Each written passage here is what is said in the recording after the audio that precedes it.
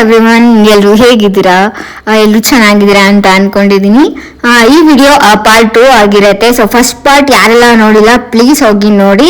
ಇದು second part ಆಗಿರುತ್ತೆ. So ಇವಾಗ ದೇವ್ರನ್ನ ಕರ್ಕೊಂಡು ಹೋಗ್ತಾ ಇದ್ದಾರೆ.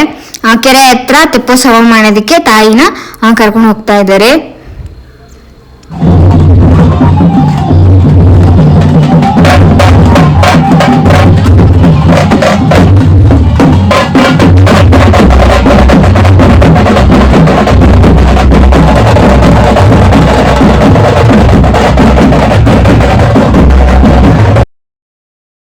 ಹುಡುಗರಂತೂ ಫುಲ್ ಎಂಜಾಯ್ ಮಾಡ್ಕೊಂಡು ಡ್ಯಾನ್ಸ್ ಮಾಡ್ತಾ ಇದ್ದಾರೆ. ಸೊ ಈ ಮಾರಮ್ಮನ ದೇವಸ್ಥಾನ ಆಗಿರ್ಬೋದು, ಈಗ ಅಣ್ಣಮ್ಮನ ಎಲ್ಲಾದ್ರೂ ಕರ್ಕೊಂಡು ಮೆರವಣಿಗೆ ಮಾಡ್ತಾ ಇದ್ರೆ ಗಂಡು ಮಕ್ಕಳು ಟಪಾಂಗುಚಿ ಸ್ಟೆಪ್ ಇದೆಯಲ್ಲ, ಸೊ ಅದು ನೆಕ್ಸ್ಟ್ ಲೆವೆಲ್ ಆಗಿರುತ್ತೆ ಗೈಸ್.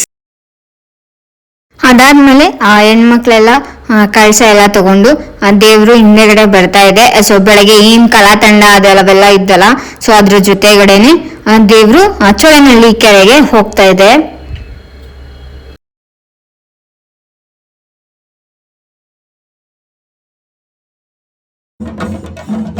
ನಾವು ಕೆರೆ ನೋಡಿಕೊಂಡು ಮನೆಗೆ ಹೋಗಬೇಕಾದ್ರೆ ಅಲ್ಲೇ ದೇವರು ಕೆರೆ ಹತ್ರ ಹೋಗೋದ್ರಿಂದ ಸೊ ಅಲ್ಲಿ ಸ್ಟ್ರಕ್ ಆಗಿ ಸೊ ಆಟೋನ ಸೈಡ್ಗೆ ಹಾಕ್ಬಿಟ್ರು. ನಾವು ಒಂದಷ್ಟು ವೆಯ್ಟ್ ಮಾಡಬೇಕಾಯ್ತು.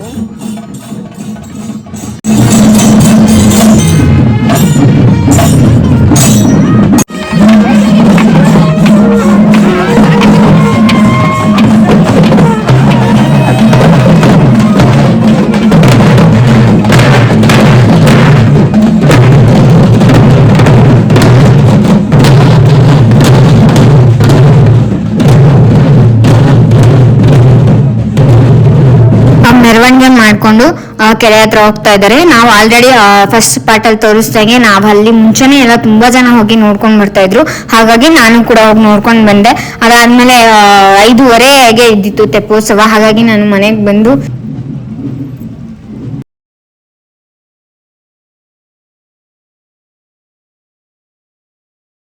ಕೆರೆ ಹತ್ರ ಹೋದ್ಮೇಲೆ ಅಲ್ಲಿ VIP ಗಳಿಗೆ ಮಾತ್ರ, VVIPಗಳಿಗೆ ಮಾತ್ರ ಇರೋದು. ಸೊ ಅದಾದ್ಮೇಲೆ ಈ ಕಡೆ ಇರೋರಿಗೆಲ್ಲ ಅಲೋ ಮಾಡಲ್ಲ ಅಂದ್ರು. ಸೊ ನಾವು ಈ ಕಡೆನೆ ಬಂದ್ವಿ. ಜನ ಅಂತೂ ಫುಲ್ ಜಗಳ ಮಾಡ್ತಾ ಇದ್ರು. ಸೊ VIP ಗಳಿಗೆ ಮಾಡಂಗಿದೆ, ನಮ್ಮನ್ನ ಯಾಕೆ ಕರಿಬೇಕಾಗಿತ್ತು, ಸ್ಟೇಟಸ್ ಅಲ್ಲೆಲ್ಲ ಯಾಕೆ ಹಾಕ್ಬೇಕಿತ್ತು ಅಂತ ಎಲ್ಲ ಜಗಳ ಮಾಡ್ತಾ ಇದ್ರು.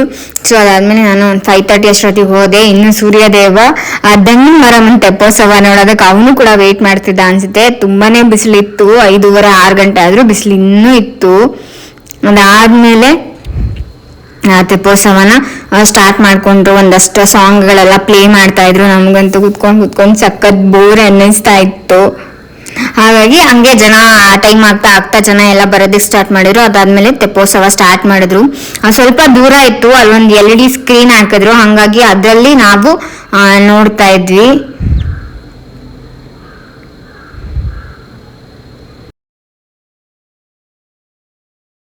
ಕೆರೆ ಹತ್ರ ಕರ್ಕೊಂಡು ಬಂದಮೇಲೆ ಫಸ್ಟು ದೇವರಿಗೆ ಮಂಗಳಾರತಿ ಮಾಡ್ತಿದ್ದಾರೆ. ಸೊ ಮಂಗಳಾರತಿ ಮಾಡಾದ್ಮೇಲೆ ತಾಯಿನ ತೆಪ್ಪೋತ್ಸವದ ಪೀಠದ ಮೇಲೆ ಕೂರಿಸ್ತಾ ಇದ್ದಾರೆ. ಆ ಪೀಠ ಅಂತೂ ತುಂಬಾ ಚೆನ್ನಾಗಿತ್ತು. ಅದು ಒಂದು ಸಿಲ್ವರ್ ಥೀಮಲ್ಲಿ, ಅದು ಒಂಥರ ಸಿಂಹಾಸನ ತುಂಬಾ ಚೆನ್ನಾಗಿತ್ತು. ಸೊ ಅದ್ರ ಮೇಲೆ ತಾಯಿ ದರ್ಶನ ಮಾಡೋದಕ್ಕೆ ನಾವಂತೂ ನಿಜವಾಗ್ಲೂ ಪುಣ್ಯ ಮಾಡಿದ್ದೀವಿ ಅಂತ ಅನ್ನಿಸ್ತು. ಈ ಥರ ಅಲಂಕಾರ ನಮ್ಮ ದಂಡಿನ ಮಾರಮ್ಮಂಗೆ ಇದೇ ಫಸ್ಟ್ ಟೈಮ್ ನಾನು ನೋಡಿತ್ತು. ತುಂಬಾ ಚೆನ್ನಾಗಿ ಅಲಂಕಾರ ಮಾಡಿದರು. ಅದಾದಮೇಲೆ ತೆಪ್ಪೋತ್ಸವನ ಶುರು ಮಾಡಿದರು. ತೆಪ್ಪೋತ್ಸವ ಕೆರೆ ಒಂದು ಫುಲ್ ರೌಂಡ್, ಚೋಳನಹಳ್ಳಿ ಕೆರೆ ಏನಿದೆ ಸೊ ಅದು ಫುಲ್ ಒಂದು ರೌಂಡ್ ಹಾಕ್ಕೊಂಡು ಬರತ್ತೆ ಅಂತ ಎಲ್ಲ ಹೇಳಿದರು. ತೆಪ್ಪೋತ್ಸವ ಅಂತೂ ಶುರು ಆಯಿತು. ತುಂಬ ದೂರದಲ್ಲಿದ್ವಿ ನಾವು, ಕಾಣಿಸ್ತಿರ್ಲಿಲ್ಲ. ಸೊ ನಮ್ಗೆ ಅಷ್ಟು ಹತ್ರದಿಂದ ನೋಡೋದಕ್ಕೆ ಅಷ್ಟೇನು ಫೆಸಿಲಿಟಿ ಇರಲಿಲ್ಲ ನಮಗೆ. ಸೊ ಹಾಗಾಗಿ LED ಸ್ಕ್ರೀನ್ ಮೇಲೆ ನೋಡಿಕೊಂಡು ಬಂದ್ವಿ. ತೆಪ್ಪೋತ್ಸವದ ಸುತ್ತ ಎಲ್ಲ ಸೊ VIP, ಸೊ ನಮ್ಮೂರು MLAಗಳು ಸೊ ಎಲ್ಲನೂ ನಿಂತಿದ್ರು. ತುಂಬಾ ಚೆನ್ನಾಗಿತ್ತು. ಸೊ ಆ ಥರದ್ದು ಹೋಗೋದು ನಿಜವಾಗ್ಲೂ ನೋಡೋದಕ್ಕೆ ತುಂಬಾ ಖುಷಿಯಾಗಿತ್ತು.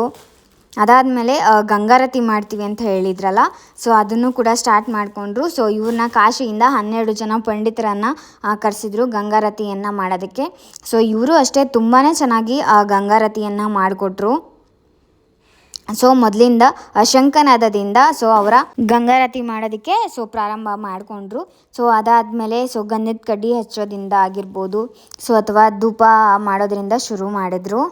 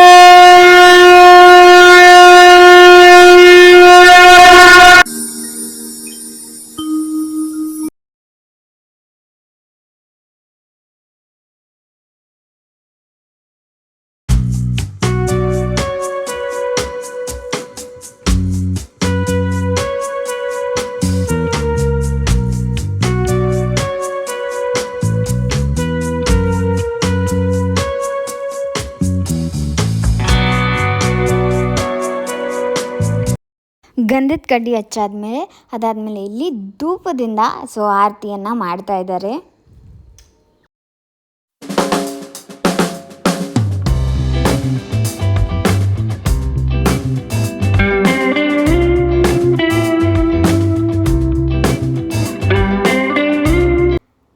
ಸೊ ಧೂಪ ಬೆಳಗ್ಗೆದಾದ್ಮೇಲೆ ಇಲ್ಲಿ ಆರತಿ ಮಾಡೋದಕ್ಕೆ ರೆಡಿ ಮಾಡ್ಕೊತಾ ಇದ್ದಾರೆ.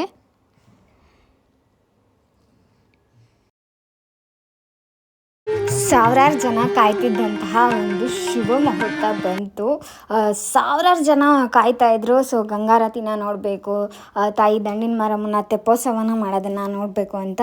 ತೆಪ್ಪೋತ್ಸವ ಆದಮೇಲೆ ಗಂಗಾರತಿಯನ್ನು ಸ್ಟಾರ್ಟ್ ಮಾಡ್ತಾರೆ. ಸೊ ಇತಿಹಾಸ ಪ್ರಸಿದ್ಧ ನಮ್ಮ ಮಧುಗಿರಿ ಏಷ್ಯಾದ 2ನೇ ಏಕಶಿಲಾ ಬೆಟ್ಟ ಇರೋದು ನಮ್ಮ ಮಧುಗಿರಿಯಲ್ಲಿ. ಸೊ ಅದೇ ಥರ ನೀವು ಕಾಶಿಲಿ ಮಾತ್ರ ನೋಡಿರ್ತೀರ ಗಂಗಾರತಿನ ಮಾಡೋದನ್ನು. ಆಲ್ಮೋಸ್ಟ್ ಅಲ್ಲಿ ಕರ್ನಾಟಕದಲ್ಲಿ ನಮ್ಮೂರಲ್ಲೇ ಮಾಡಿತ್ತು ಅಂತ ನನ್ನ ಒಂದು ಭಾವನೆ. ಗೊತ್ತಿಲ್ಲ ಬೇರೆ ಕಡೆ ಎಲ್ಲಾದರೂ ಮಾಡಿದರೆ. ತುಂಬಾ ಚೆನ್ನಾಗಿ ನಡೆಸ್ಕೊಟ್ರು. ತುಂಬಾ ಖುಷಿ ಆಯಿತು ನೋಡೋದಕ್ಕೆ. ಆರತಿನ ತುಂಬಾ ಚೆನ್ನಾಗಿತ್ತು. ತುಂಬಾ ಚೆನ್ನಾಗಿ ಮಾಡಿಕೊಟ್ರು. ಅದಾದಮೇಲೆ ಅಲ್ಲಿ ಸಿದ್ಧಗಂಗೆ ಸ್ವಾಮಿಗಳಾಗಿರ್ಬೋದು, ಸಿದ್ಧಪಟ್ಟದ ಸ್ವಾಮಿಗಳಾಗಿರ್ಬೋದು, ಇದೆಲ್ಲ ನಮ್ಮ ಊರಿನ ಅಕ್ಕಪಕ್ಕ ಸೊ ಮಠಗಳಾಗಿರ್ಬೋದು. ಸೊ ಸ್ವಾಮೀಜಿಗಳೆಲ್ಲ ಬಂದು ಕೂಡ ಅವರು ಕೂಡ ಆಶೀರ್ವಾದವನ್ನು ಮಾಡಿದ್ರು. ಸೊ ಅವ್ರ ಹತ್ರ ಕೂಡ ನಾವು ಆಶೀರ್ವಾದಗಳನ್ನೆಲ್ಲ ತೊಗೊಂಡ್ವಿ. ಅದಾದಮೇಲೆ 2 ಥರ ಆರತಿನ ಒಂದು ಮಾಡಿದರು. ಸೊ ಒಂದು ಈ ಥರ ಆದರೆ ಒಂದು ಶಿವಲಿಂಗದ ಮೇಲೆ ಶಿವಂದು ಎಡೆ ಇರತ್ತಲ್ಲ, ಸೊ ಆ ಥರದ ಒಂದು ಆರತಿನ ಮಾಡಿದರು.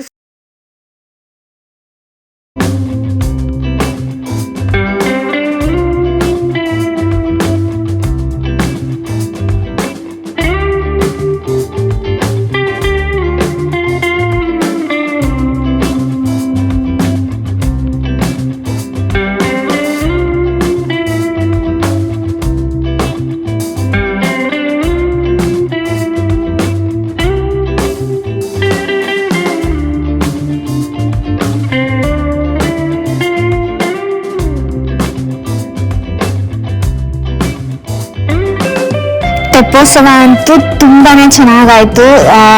ನಾವಂತೂ ನೋಡಿ ತುಂಬಾ ಕಣ್ ತುಂಬಿಸ್ಕೊಂಡ್ವಿ ಅಂತಲೇ ಹೇಳ್ಬೋದು. ಇತಿಹಾಸ ಪ್ರಸಿದ್ಧ ಆಗಿರೋ ನಮ್ಮೂರು ಅಂದರೆ ಏಷ್ಯಾದ 2ನೇ ಏಕಶಿಲಾ ಬೆಟ್ಟ ಇರೋದು ನಮ್ಮ ಮಧುಗಿರಿಯಲ್ಲಿ. ಸೊ ಅಂಥ ಊರಲ್ಲಿ ಈ ಥರ ಒಂದು ಈವೆಂಟ್ ಮಾಡಿದಿತ್ತು. ನನಗಂತೂ ತುಂಬಾ ಖುಷಿ ಆಯಿತು. ಗಂಗಾರತಿನ ನಾವು ಕಾಶಿಯಲ್ಲಿ ನೋಡಿರ್ತೀವಿ. ಸೊ ಈ ಲೈವಲ್ಲಂತೂ ನೋಡಿರೋಕ್ಕೆ ಚಾನ್ಸೇ ಇಲ್ಲ. ಅದೇ ಆನ್ಲೈನಲ್ಲೆಲ್ಲ ನೋಡಿರ್ತೀವಿ. ನಾವು ಈ ಥರದನ್ನು ಲೈವಲ್ಲಿ ನಮ್ಮೂರಲ್ಲಿ ನೋಡಿದ್ದು ತುಂಬಾ ಖುಷಿ ಆಯಿತು. ಗಂಗಾರತಿ ಅಂತೂ ತುಂಬಾ ಚೆನ್ನಾಗಿ ಮಾಡಿಕೊಟ್ರು. 2 ಥರದ ಆರತಿ ಎಲ್ಲ ಮಾಡ್ತಾಯಿದ್ರು. ಒಂದು ನಾರ್ಮಲ್ ಆರತಿ, ಇದೊಂದು ಶಿವನ್ ಲಿಂಗದ ಮೇಲೆ ಎಡೆ ಎತ್ಕೊಂಡಿರೋ ಹಾವು ಇರುತ್ತಲ್ಲ, ಸೊ ಆ ಥರ ಫೀಲ್ ಇತ್ತು. ಸೊ ಆ ಆರತಿನ ನೋಡ್ಕೊಂಡ್ವಿ. ಅದು ಕೂಡ ತುಂಬಾ ಚೆನ್ನಾಗಿ ಮಾಡಿದರು. ಒಂದು ಪಾಸಿಟಿವ್ ವೈಬ್ಸ್ ಇತ್ತು. ನೋಡ್ತಾ ಇದ್ದರೆ ಆ ಒಂದು ಪಾಸಿಟಿವ್ ವೈಬ್ಸ್ ಬರುತ್ತೆ. ಈ ವಿಡಿಯೋ ನಾನು LED ಸ್ಕ್ರೀನ್ ಮೇಲೆ ಏನು ಡಿಸ್ಪ್ಲೇ ಮಾಡ್ತಾಯಿದ್ರು ಅದನ್ನು ಶೂಟ್ ಮಾಡ್ಕೊಂಡು ಬಂದಿರೋದು. ನಮಗೆ ಅಲ್ಲಿ ಯಾವುದೇ ಥರ ನೋಡೋದಕ್ಕೆ ಸೊ ಅವಕಾಶ ಇರಲಿಲ್ಲ. ಎಲ್ಲ VIP ಸೊ VVIPಗಳಿಗೆ ಒಂದಷ್ಟು ಜನಕ್ಕೆ ಪಾಸ್ ಎಲ್ಲ ಕೊಟ್ಬಿಟ್ಟು ಸೊ ಅರೇಂಜ್ಮೆಂಟ್ ಮಾಡಿದ್ರು. ನಮಗೆ ತುಂಬ ದೂರದಿಂದ ನಿಲ್ಲಿಸಿದ್ರು. ಸೊ ಅದು ಅಸಲಿ ಕತೆ. ಸೊ ಮುಂದೆ ಇದೆ, ನೀವೇ ನೋಡಿ. ತೆಪ್ಪೋತ್ಸವನ ನೋಡೋದಕ್ಕೆ ಜನಕ್ಕೆ ತುಂಬ ದೂರದಿಂದ ವ್ಯವಸ್ಥೆ ಮಾಡಿದರು. ಸೊ ವ್ಯವಸ್ಥೆ ಅಂತೂ ಒಂಚೂರು ಚೆನ್ನಾಗಿರಲಿಲ್ಲ. ಯಾಕೆಂದರೆ ದೇವರು ಜನಕ್ಕೆ ಕಾಣಿಸ್ತಾ ಇರಲಿಲ್ಲ. ಸೊ ಆದರೂ ಕ್ಯೂರಿಯಾಸಿಟಿಯಲ್ಲಿ ಗಂಗಾರತಿ ಮಾಡ್ತಾರೆ, ಸೊ ತೆಪ್ಪೋತ್ಸವ ಮಾಡ್ತಾರೆ, ತಾಯಿ ದರ್ಶನ ಮಾಡ್ಕೋಬೇಕು ಅಂತೇಳಿ ತುಂಬ ಜನ ಎಕ್ಸ್ಪೆಕ್ಟೇಷನ್ ಇಟ್ಕೊಂಡು ಹೋಗಿದ್ರು. ಸೊ ಅದರಲ್ಲಿ ನಾನು ಕೂಡ ಒಬ್ಬಳು. ತೆಪ್ಪೋತ್ಸವ ನಮ್ಮ ಹತ್ರಕ್ಕೆ ಬಂತು. ಸೊ ಮಧ್ಯ ಒಂದೇ ಕಡೆ ಬಂದಿತ್ತು. ನಮ್ಮ ಸರೌಂಡಲ್ಲಿ ನಾನು ಕೂತ್ಕೊಂಡಿರೋ ಕಡೆ ತುಂಬ ಜನ ಕುಂತಿದ್ರು. ತಾಯಿ ದರ್ಶನ ಮಾಡ್ಕೊಂಡು ಹೋಗೋಣ ಅಂತ ತುಂಬ ದೂರದಿಂದ ಎಲ್ಲ ಬಂದಿದ್ದರು.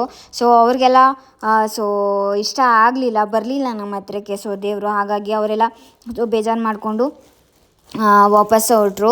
ಸೊ ಇಲ್ಲಿಂದ ಎಲ್ಲ ಜನ ಹೊರಟ ಮೇಲೆ ನಾನು ಕೂಡ ಅಲ್ಲಿಂದ ಹೊರಟೆ. ಸೊ ಅಲ್ಲಿಂದ ನಾವು ಹೋಗಿದ್ದೆ ತಾಯಿ ತೆಪ್ಪೋತ್ಸವ ದರ್ಶನ ಮಾಡಬೇಕು ಅಂತ. ಸೊ ಅಲ್ಲಿ ನಮ್ಮ ಆಸೆಗೆ ನಿರಾಸೆ ಆಯಿತು. ಸೊ ಹಾಗಾಗಿ ಜನ ಎಲ್ಲ ತುಂಬಾ ಬರ್ದಿದ್ದ ತಕ್ಷಣ ಎಲ್ಲ ಫುಲ್ ಅರ್ಧಕ್ಕರ್ಧ ಜನ, ಮುಕ್ಕಾಲು ಭಾಗ ಎಲ್ಲ ಖಾಲಿ ಆಗೋಗ್ಬಿಟ್ರು.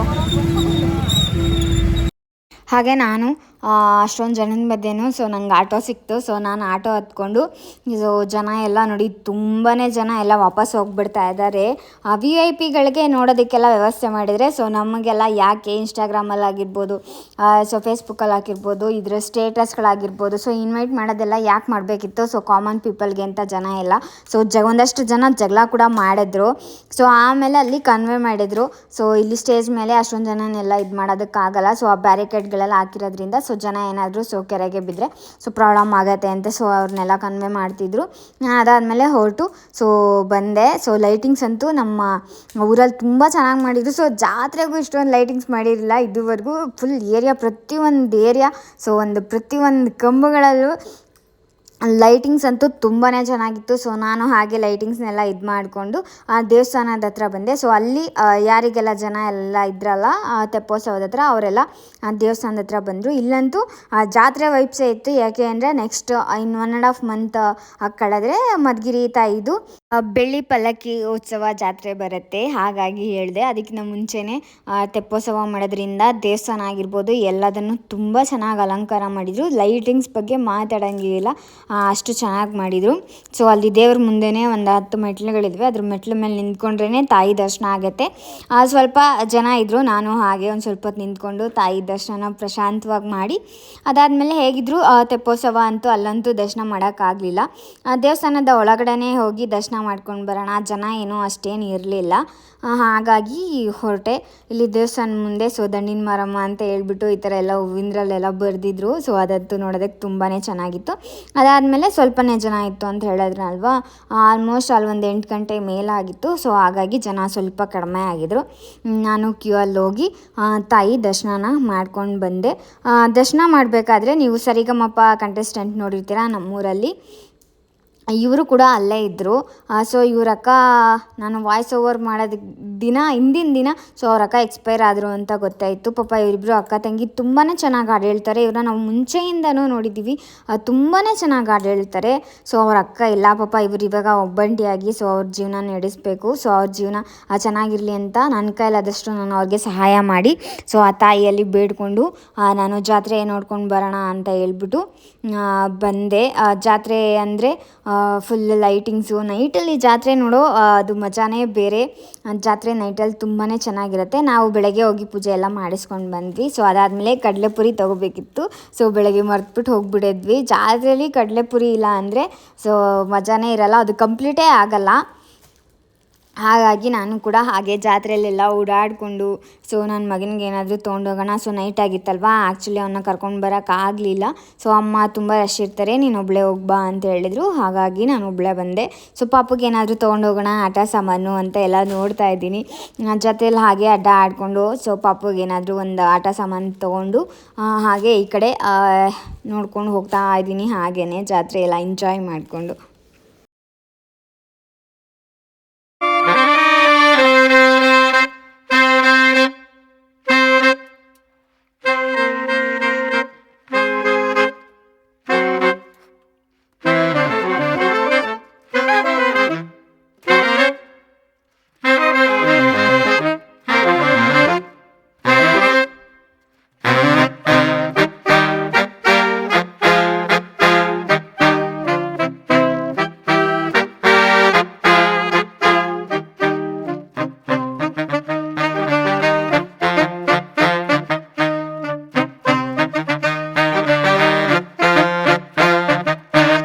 ಪೂಜೆ ಸಾಮಾನು ತೊಗೊಳ್ಳೋಣ ಅಂತ ನೋಡಿದೆ. ನನಗೊಂದು ಉದಾಹರಣೆ ಬೇಕಾಗಿತ್ತು. ನಂಗೆ ಅಲ್ಲೇನು ಇಷ್ಟ ಆಗಲಿಲ್ಲ. ಅದಾದಮೇಲೆ ಚಿಕ್ಕ ಮಕ್ಕಳು ಈ ಕಡೆ ಸಖತ್ ಎಂಜಾಯ್ ಮಾಡ್ಕೊಂಡು ಆಟ ಆಡ್ತಾ ಇದ್ರು. ಇದು ಜಂಪಿಂಗ್ದು ಬರುತ್ತಲ್ಲ ಚಿಕ್ಕ ಮಕ್ಕಳು. ನನ್ನ ಮಗ ಬಂದಿದ್ರೆ ಇದ್ರಲ್ಲಂತೂ ಮಿಸ್ ಮಾಡ್ದಂಗೆ ಆಟ ಆಡ್ತಿರೋನು. ಬಟ್ ನಾನು ಇನ್ನೂ ಚಿಕ್ಕವನಲ್ವಾ, ನೆಕ್ಸ್ಟ್ ಇಯರ್ ಕರ್ಕೊಂಡು ಹೋಗ್ಬೇಕು ಅಂತ ಅಂದ್ಕೊಂಡೆ. ಅದಾದಮೇಲೆ ಈ ಕಡೆ ಚಿಕ್ಕ ಮಕ್ಕಳು ಎಲ್ಲ ಬೋಟ್ ಎಲ್ಲ ಓಡಾಡಿಸ್ತಾ ಇದ್ರು. ಸೊ ಅವರಂತೂ ಮಕ್ಳಿಗೆ ಜಾತ್ರೆ ಈ ಥರದ್ದೆಲ್ಲ ಸಿಕ್ಬಿಟ್ರೆ ಎಷ್ಟು ಖುಷಿ ಆಗುತ್ತಲ್ಲ, ಚೆನ್ನಾಗಿ ಆಟ ಆಡ್ಕೊತಾ ಇದ್ರು. ನಾನು ಹಾಗೆ ಇದನ್ನೆಲ್ಲ ನೋಡಿಕೊಂಡು ನಾನು ಜಾತ್ರೆನೆಲ್ಲ ಚೆನ್ನಾಗಿ ನೋಡಿ ಎಂಜಾಯ್ ಮಾಡಿಕೊಂಡು, ಜಾತ್ರೆಯಲ್ಲಿ ಈ ಥರ ಮಕ್ಕಳು ಫ್ಯಾಮಿಲಿ ಜೊತೆ ಸೊ ಓಡಾಡೋದು ತುಂಬ ಚೆನ್ನಾಗಿರುತ್ತೆ. ನೆಕ್ಸ್ಟ್ ಒಂದು ಜಾತ್ರೆ ಬರುತ್ತೆ, ಸೊ ಅದರದ್ದು ಕೂಡ ವಿಡಿಯೋ ಹಾಕ್ತೀನಿ. ಸೊ ಇಲ್ಲಿಗೆ ಜಾತ್ರೆ ಎಲ್ಲ ಮುಗಿಸ್ಕೊಂಡು ನಾನು ಮನೆಗೆ ಹೊರಟೆ. ಸೊ ಇದಾಗಿತ್ತು ನನ್ನ ಈ ವಿಡಿಯೋ. ಸೊ ಈ ವಿಡಿಯೋನ ಇಲ್ಲಿಗೆ ಎಂಡ್ ಮಾಡ್ತಾಯಿದ್ದೀನಿ. ಮನೆಗೆ ಹೊರಟೆ ಮೇಲೆ ಅಮ್ಮ ಸೊ ಒಬ್ಬಟ್ಟಿನ ಸಾರು, ತೆಪ್ಪೋತ್ಸವದ ಪ್ರಯುಕ್ತ ಎಲ್ಲ ಸ್ಪೆಷಲ್ ಮಾಡಿದರು. ಸೊ ಊಟ ಮಾಡಿ ಮಲ್ಕೊಂಡೆ. ಪ್ಲೀಸ್ ಈ ವಿಡಿಯೋ ಇಷ್ಟ ಆದರೆ ಲೈಕ್ ಮಾಡಿ, ಶೇರ್ ಮಾಡಿ, ಸಬ್ಸ್ಕ್ರೈಬ್